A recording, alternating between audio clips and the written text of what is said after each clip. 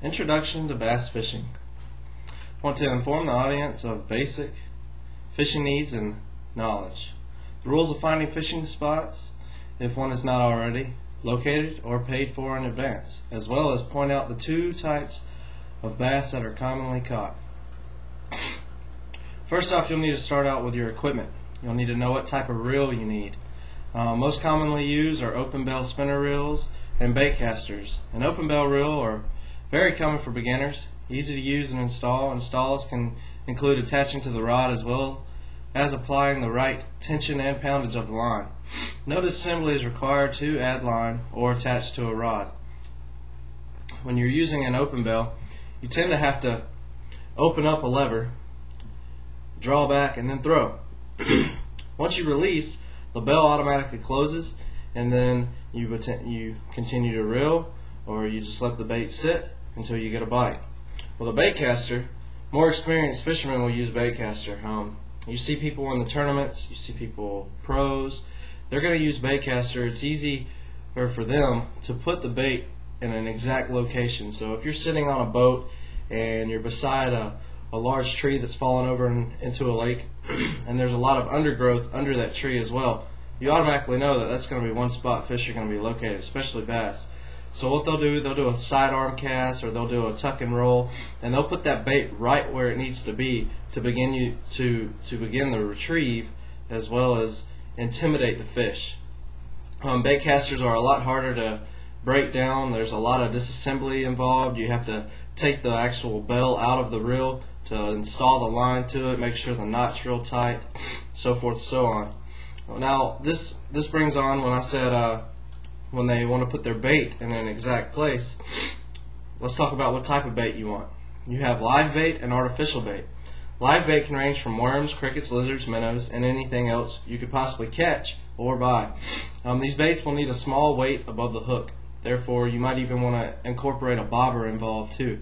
So when you cast out, you know exactly where your bait is, the depth of it, and you're going to be able to have a key point that you're going to be watching, which is going to be a fluorescent bobber. When you hook a live bait, you want to make sure that you don't expire the bait or kill the bait. So for example, when using a minnow, you can take that minnow, hold it in between the jaw bones, and slightly place the hook behind each eye, push it through the eye sockets, and pull it back around. Therefore, when you hold the hook up, the fish is dangling from nose to tail towards the ground. And you just cast that in, and that minnow will still be able to swim as if nothing happened to it. Eventually it will expire because yes, you have to put a foreign object in its body, but that's part of fishing. The types of artificial baits determines the need of weight. When I say that, I mean if you're going to be using a free line with a hook and then put a piece of plastic on it, basically, you need to know if that bait is going to float or if it's going to sink. Okay, so if it'll float, and that's the type of fishing you're wanting to do, which is top water, you're going to be slightly jerking, caressing that bait across the top of the water to entice any fish. When you use a weight, you automatically know that that's going to sink. So when the bait drops, you bop it up and down off the bottom of the water. Now, for example, a spinnerbait is a free line. You're going to tie the spinnerbait straight onto the line, you're going to cast it out, and you're going to continue to keep it moving. You're not going to stop that spinnerbait. If it stops, the skirt's going to come up off of the hook, and then you're going to catch commonly known as seagrass or seaweed, and it's going to hang up on something. Now, talking about seaweed, seagrass, and hanging up on something, that brings us to water. Bodies of water that you're going to fish in. Lakes and ponds are the most common for bass fishing. Depending on where you are actually located, there can be many locations to enjoy fishing.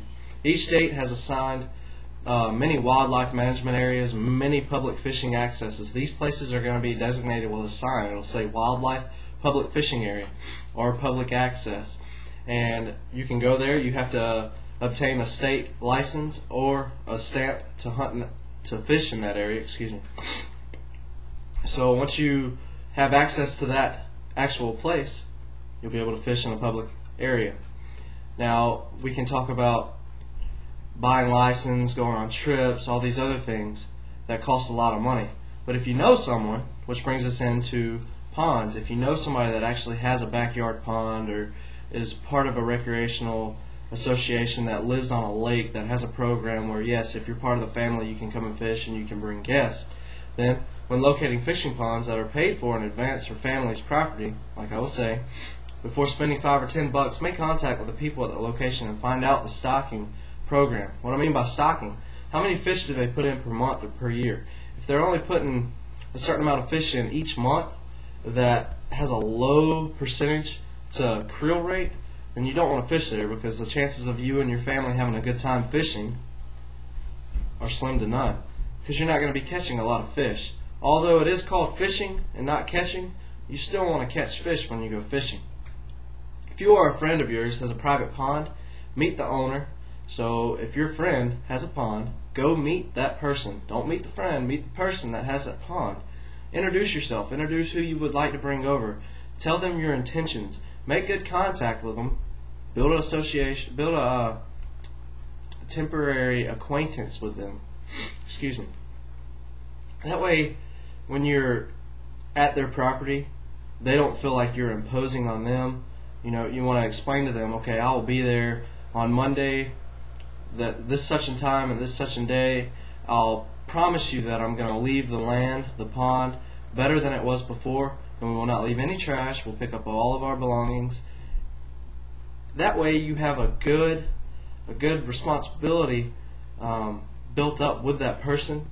Therefore, in the future, you might be able to come back if you had a successful fishing. Now let's talk about the types of bass. Largemouth bass and smallmouth bass are the most commonly bass that are caught. Largemouth bass are very distinct in lakes. During the warm water periods of the year, bass have dark green markings on top of light green scales. These markings, they're on a dark line that run from the back of the eye to the end of the tail, and each marking is very distinct. Not all bass are going to have the same exact markings. They're sort of like fingerprints. They're very different. But with a largemouth bass compared to a smallmouth bass has red eyes, a smaller mouth, has different distinct markings as well. Largemouth bass can be found in rivers, lakes, ponds, most commonly lakes and ponds. And whereas smallmouth bass, they're going to be found in rivers, ponds, small shallows, shoals, things of that nature. Catching a largemouth bass requires a lot more patience than a smallmouth. You can go down a river that's 5 to 7 foot deep, throw a line out and just float down the river, and you're guaranteed to catch a smallmouth bass. Whereas a largemouth bass, you have to seek these fish. You have to search. You basically are hunting to fish for them. Once you throw out, you got the right bait, you know they're going to bite that bait, then you land it, you hook it, the fight begins. That largemouth bass can break 12-pound tests and not even weigh 5 pounds. So you have to be very keen on your skills and techniques. That's why I would recommend going smallmouth bass fishing before largemouth. Smallmouth as well as largemouth bass are very, very aggressive, but a smallmouth bass has a different type of fighting than a largemouth. Smallmouth are going to dive, dart, jump. They're going to do anything to get that hook out of their mouth. And this brings me to my conclusion. You need to know your equipment, you need to know your bait, you need to know which types of water and the exact type of bass you're going to be fishing for. That way you have a successful fishing trip with your family. Like I said, going fishing is one of America's pastime activities. Before you drop a line in, it is best to know what you're looking for, where to go, and what to use to ensure you have the catch of the day.